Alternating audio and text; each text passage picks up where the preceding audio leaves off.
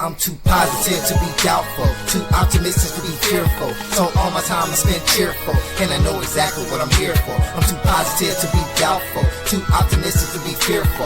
So all my time I spend cheerful, and I know exactly what I'm here for. I'm too positive to be doubtful, too optimistic to be fearful. So all my time I spend cheerful, and I know exactly what I'm here for. I'm too positive to be doubtful, too optimistic to be fearful. So all my time I spend cheerful, and I know exactly what I'm here for. What it do? It's your boy, Dragon Ball Art 92. And I'm back with another BAM reaction video. Yes, we back with a good one today, you guys. I was scrolling through YouTube, right? And I found a hidden jewel, bruh. The hidden stories in Dragon Ball Super. Ooh, we about to see some stuff we ain't never seen before. At least I am. Bruh. Hey, yo, what the fuck? But before we get to the content today, you guys, make sure you hit that like button so that way we can trigger YouTube algorithm. Also, if you're new here, I want to sincerely thank you for coming by and enjoying content with us today. Here at Dragon Ball Art 92, we do reaction videos. Dragon Ball everything reaction videos. So if you're a Dragon Ball fan, make sure you hit that subscribe button and become a part of the Dragon Ball Art family. You dig? Now that I got all that great stuff out the way, let's get to the content. Everyone knows that Dragon Ball Super has an anime and a manga. But what most fans don't know is that Toyotaro also created a collection of bonus chapters and illustrations that never made it into our official stories that answer questions, expand the world, and reveal scenes with characters we love. Already sounding good. Hey, and if you never checked out the manga, make sure you go read the manga, bro, because the manga's pretty good, bro. You kind of get a good idea of how Dragon Ball really was written by Toriyama. You know what I mean? And it's great, you know, how they adapted the show from the manga. You know, you kind of get the good comparison to which one you like better, because some of them are different. They made the series a little bit different than the manga. But it's still the same thing though, overall. You know what I mean? But let's get back to the content. From how King Kai got his planet back, to future Piccolo's fate, and the truth behind Android 17's training, let's cover every Dragon Ball Super bonus chapter and the many illustrations that add to the story. Many of these chapters were released in like pamphlets or special programs, and later included in the volume release. So let's begin with the first one. For years, fans wondered how King Kai got his planet back after Cell blew it up, and Toyotaro finally gave us the answer, and made Goku look like an even worse friend. Sometime before Battle of Gods, we find King Kai and Murray, the Grand Elder of Namek.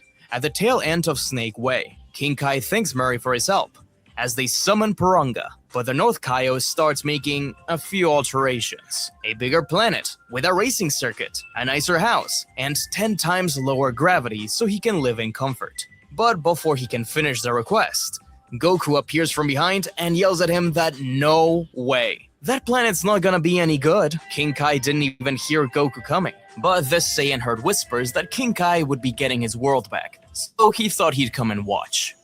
Bro.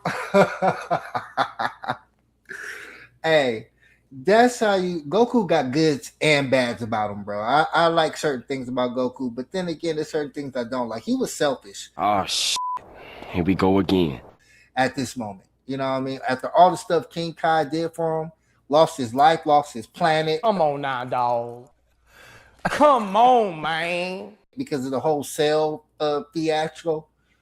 Y'all know what I meant, bro. Don't judge me. Bruh. But Goku really, bro, was being extremely selfish because he wanted to be able to train under that gravity. If that's the case, he could have had Bulma built him a gravity machine or a gravity room where he could have trained that, or use Vegeta's for all that matter. You sure about that? You sure about that? You know what I mean? So I don't understand why Goku would do something like that. You know what I mean? And bug King Kai and not let the man live in peace. You know what I mean? But that's Goku for you, bro. Let's get back to it. And thank God he did, because that new planet would have ruined his training. King Kai tells Goku how annoying him coming back and forth between Otherworld and Earth is, but Goku just ignores him and wishes for the exact same world as before. Porunga instantly grants the wish, and the little planet pops into existence. My question is too, after all the training King Kai gave Goku, when he's coming just back and forth, I wonder, was that even doing anything for him in the first place? Like, was he getting stronger from working out and training there in some aspect?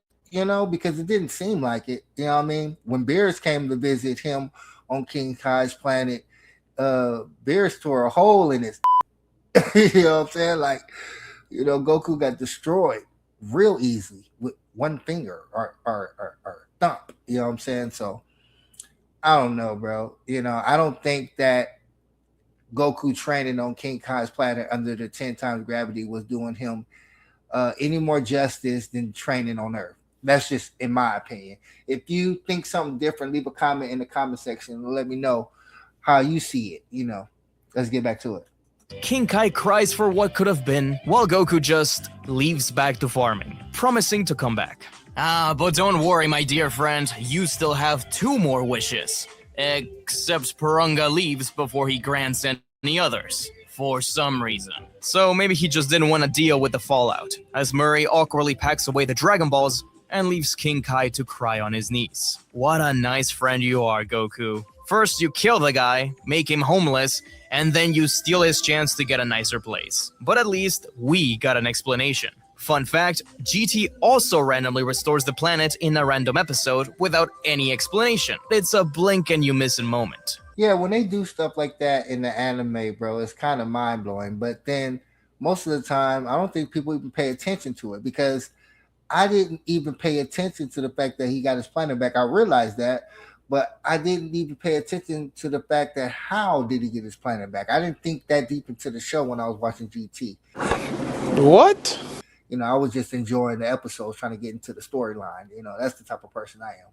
But that is a good little thing he picked up on, bro, because it's like, hey, wait a minute, bro. How did that even happen, bro? Did somehow he make the wish, bro? And then if he wishing for his planet back, why he didn't wish to have his life back, bro? And he been complaining to Goku for a long time about that. Or maybe you can't wish yourself back. I don't know. That's a little tricky right there. But let's get back to it. But that wasn't the only hidden story Toyotaro snuck into the manga volumes. The next chapter takes us to the future timeline. This one's great, since getting a look at Gohan in the future timeline is pretty rare outside of the special. This bonus chapter answers 2 mysteries by showing us things we've only ever heard about. When did the Pilaf gang become so young, and when did future Piccolo die? We open with androids 17 and 18 battling the Z-Fighters, who've already been through a terrifying fight. We also get a reminder that future Goku is dead due to the heart virus. Hi! I'm dead right now. Gohan was also with the warriors defending the planet, but managed to escape with a plan. At this rate, Piccolo will die, so they need to use the Dragon Balls before it's too late. And I guarantee you they all came up with that plan. You know what I'm saying? I don't think Gohan was the only one to come up with that idea. They probably made him leave the fight to go do the plan that they came up with for the go and get the Dragon Balls before Piccolo died type thing. But let's get back to it. Bulma pulls up on the ship alongside little Trunks, with the Dragon radar already pointing to the location of the Dragon Balls. Come with me if you want to live. To their surprise, they're already being collected, and on the way, the sky turns dark. Someone has already summoned Shenron, none other than Pilaf and his crew, who are old, and thus use their designs from Dragon Ball G. What another thing, bro, they could have did, just my idea. They could have got Piccolo up out of there at least until they got the Dragon Balls to make the wish that they wanted to make, and then went back to the fight. Wait a minute. Bro, they probably would have worked out that way too. But they probably was thinking, you know what I mean, Piccolo pride, and he wanted to stay in the fight and not, you know, saying give up, you know. But that could have been an idea, bro, especially if you're really trying to survive, bro. You'll do whatever it takes. You feel me? I don't understand why they didn't do something in that particular way, because he knew if he died, the Dragon Balls wasn't going to be there anymore, bro. Come on now, dog. Come on, man. So it's like, yo, what's going on? You know what I mean? And then that makes me think, like, Well, Kami is sitting up there at the tower. He could have did something.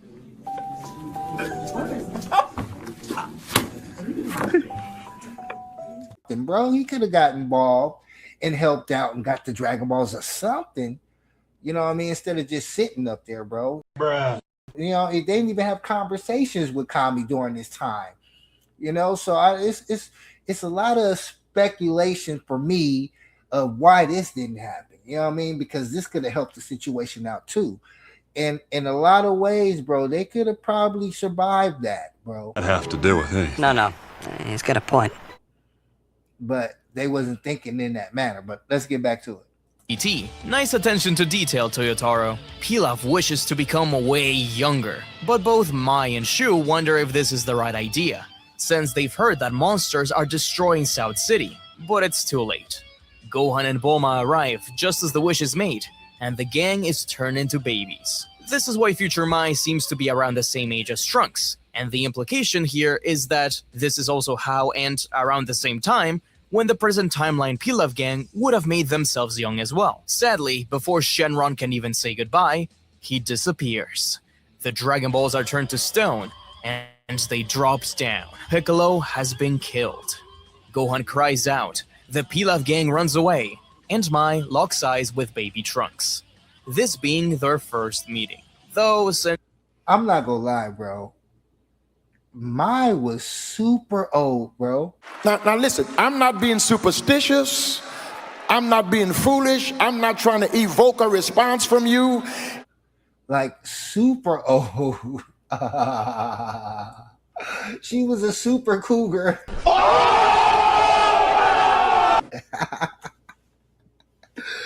Excuse me, bro. Looking at little baby Trunks like that, bro. What's going on here, buddy? What's going on here, Mai? Hey, yo, what the fuck? You know what I'm saying? And man, it's crazy, bro. It's crazy work, man. How they wrote this storyline, bro. But it's super funny, bro. Let's get back to it. she was geriatric 2 minutes ago, it's a bit icky. But speaking of Trunks and Gohan, the next one is also focused on them. In the Super anime, we got to see a whole episode about Trunks reuniting with Gohan, but the manga didn't get nearly as much focus. So, to compensate for this, Toyotaro released a bonus story, a few days after the defeat of Zamasu, and, losing the future timeline, Trunks and Mai settle at Capsule Corp, where they now have to live. Bulma tells them to pick whichever room they want, ensuring Mai that she's welcome to stay, and that, since she's only ever had Trunks, then it'll be like having a daughter. Slight foreshadowing there. That's when Gohan enters and is surprised to see Trunks, because in the manga continuity, nobody told Gohan that he was there, which is kinda sad of them. Trunks is confused as to why Gohan is... Well, they probably didn't tell Gohan because they knew what type of life he was living. They knew that Gohan wasn't into that type of stuff for real, you know? So that's why they didn't tell him. So seeing this side of Gohan lets you know that in a sense he missed that type of lifestyle. You know what I mean? Because sometimes you gotta have balance, bro. You can't just be one way all the time, bro. It gets boring. Your life gets boring. Sometimes you gotta spice it up and do different things. So I believe that's what's happening to Gohan right now. Oh, this is dope though. I ain't gonna lie. You know what I mean? These side stories are pretty dope. Let's get back to it. Of Capsule Corp, but he explains that he's been training in Vegeta's gravity chamber. Since nobody really calls him when it's time to fight anymore, he's getting a bit rusty. Trunks is proud to see Gohan all grown up, reminding him of his own future Gohan, as if he's come back to life. And, unaware of everything that just went on, Gohan comments on how peaceful things have been so he doesn't need to train, and present Trunks stares at him in disbelief, while he just keeps going, saying that Trunks' future must also be so peaceful with him around, and that he'd like to visit. Trunks is taken aback and looks down in pain, knowing he has lost everything.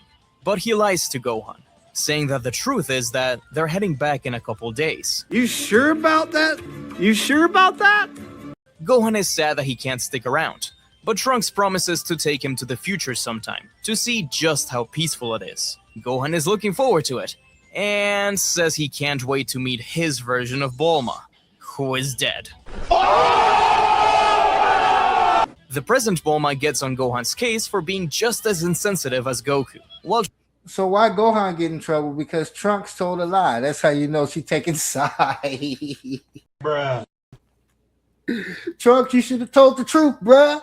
Telling the truth pays, bruh. You wouldn't have to put your homeboy in that type of situation where your mom wants to get on this case from not being sensitive that her future self passed away. I'm just saying, bro. He could have told the truth. You know what I mean? Let's get back to it. Trunks turns to Mai and tells her that maybe they shouldn't stay there. They should just go back to the future before it was destroyed. And that's how in the manga, Trunks decided to leave the past and return to a peaceful future. We move on from the Goku Black arc to the Tournament of Power. You may remember how, in the anime, 17 left Goten, Trunks, and Marin and Monster Island to take care of a few things while they go and fight. We don't see much of what they do outside of a shot of them in the last episode, but the manga has a bit more focus in this bonus chapter. Ever wonder how Android 17 got so strong as to fight Super Saiyan Blue? Yeah, bro. Hey, that's a good question, Smudge Stick. Like, how did he get that strong, bro, in that period of time? Because no regular training will get you on the level of a Super Saiyan God, Super Saiyan. Oh, shit. Here we go again. Like, what's going on here? You know what I mean? So, Smudge Stick, I hope you got some answers for your boy, man, because I need to know, bro. I just need to know. You feel me? Let's get back to it. This bonus chapter doesn't answer everything, but it gives at least a few hints at the puzzle. We see as 18 and Krillin drop off Goten, Trunks, and Marin, which Krillin isn't exactly comfortable with, but the parents leave with 17. Trunks wants to hunt down some poachers, and Goten is trying to call for them. Sets of eyes follow them around. Marin is the first one to point them out, as a Cell Jr. bursts from the shadows and punches Trunks across the face. 7 Cell Juniors in total show up, creeping out the kids. So we cut to 17, who remembers that he totally forgot to tell them about the pseudo Cell Juniors. Krillin remembers what the Cell Juniors are, but 18 doesn't. So 17 reveals that she should remember, since they could see everything from within Cell, and that he found creatures on Monster Island that looked exactly like them. Trunks and Goten continue to fight them as Super Saiyans, but as soon as they see the Ranger armband, they huddle together, apologize, and leave. The kids are left confused, but at the ship, 17 explains that he tamed the Cell Juniors and trained them not to attack Rangers, as Krillin realizes that this is how 17 got so strong. Wait a minute, bro. Okay, I mean, I understand him getting stronger because of the Cell Juniors, but as strong as a Super Saiyan God, Super Saiyan? No way, bro. There's got to be more of an explanation than that, bro. Come on now, dog. Come on, man. Because the Cell Juniors couldn't have been more stronger than the Super Saiyan 2. So I can see him getting around that level, Super Saiyan 2, Super Saiyan 3 type of strength. But God level? Come on, bro. Like, yeah, bro, they need to explain that a little bit more for me, bro, because it still don't fully make sense. But if you can explain it more to me, probably help me out in that category, leave a comment and tell me exactly how you think he got as strong as a Super Saiyan God. Let's get back to it. Though, that's quite a big jump. The kids continue on their adventure, questioning if those things were even real monsters from the island. Which they aren't. The narration explains that, just like the real Cell could, maybe his children could also regenerate from a cluster of cells. And if so, then these Cell Juniors are the originals after all. It's funny because maybe the anime also wanted to show a bit more of the kids' adventures, with 2 unused songs that seem to point to that. One's even called The Boy's Adventure. And so, with the Tournament of Power over, Toyotaro moved on to the manga original arcs, with the first one being a bit of a backstory to a key character in the Moro arc. Cranberry is a simple Frieza Force soldier with a generic design, but he plays an interesting role as the... I remember Cranberry, bro.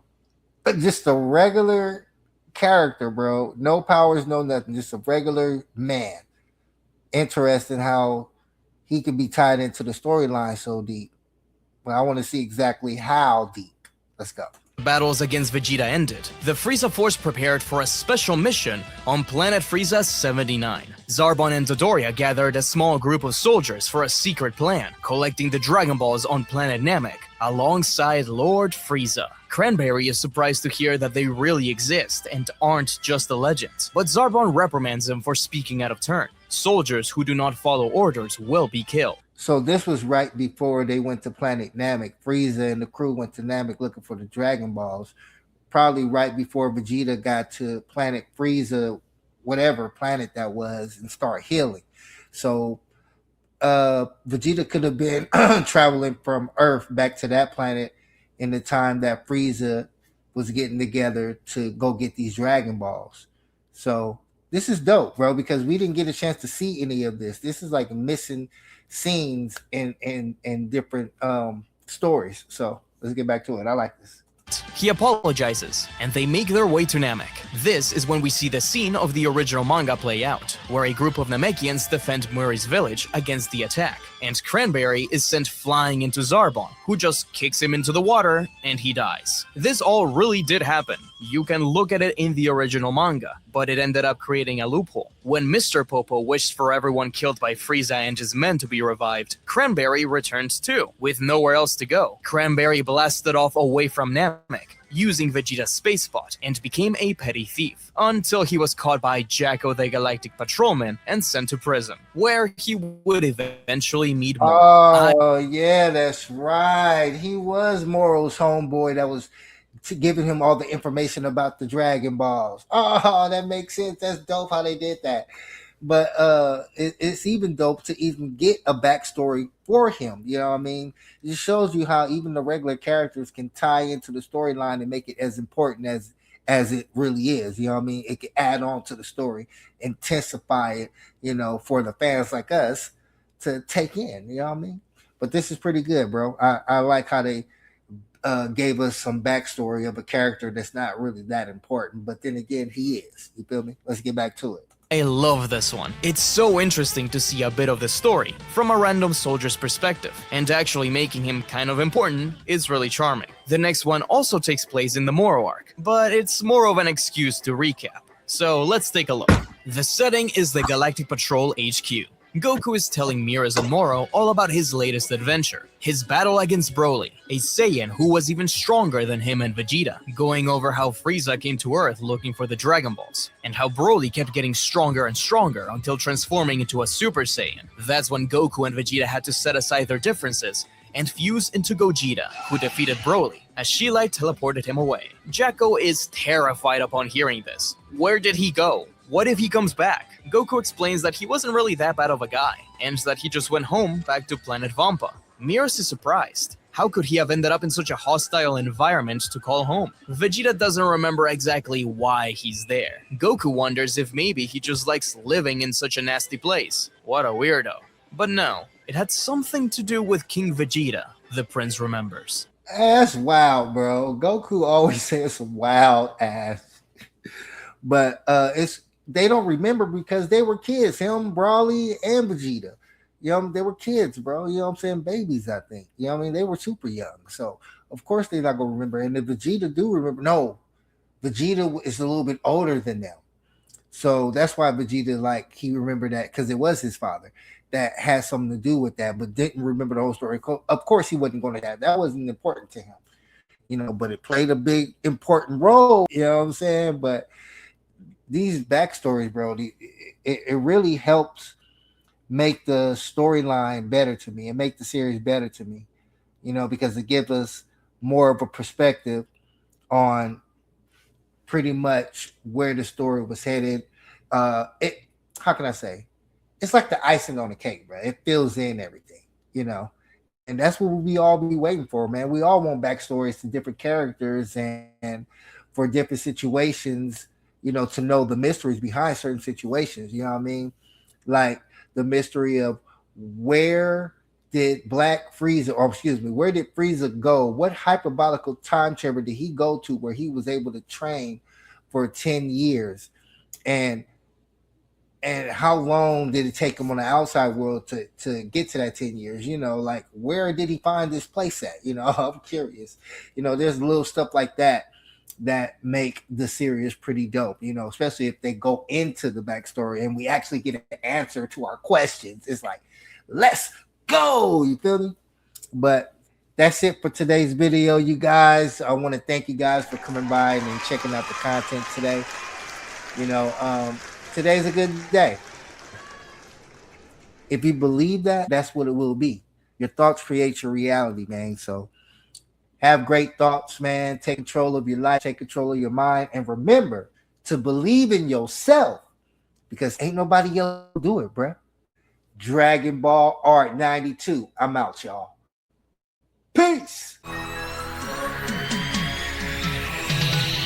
I'm too positive to be doubtful, too optimistic to be fearful. So all my time I spend cheerful, and I know exactly what I'm here for. I'm too positive to be doubtful, too optimistic to be fearful. So all my time I spend cheerful, and I know exactly what I'm here for. I'm too positive to be doubtful, too optimistic to be fearful. So all my time I spend cheerful, and I know exactly what I'm here for. I'm too positive to be doubtful, too optimistic to be fearful. So all my time I spend cheerful, and I know exactly what I'm here for.